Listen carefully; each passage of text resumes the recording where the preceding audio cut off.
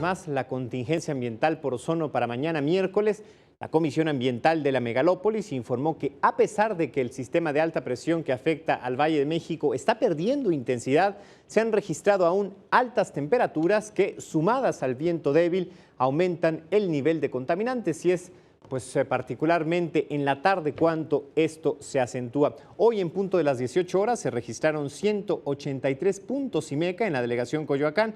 Por esta situación, mañana no podrán circular como cada miércoles todos los vehículos con holograma rojo, terminaciones de placa 3 y 4, esto para los hologramas 1 y 2.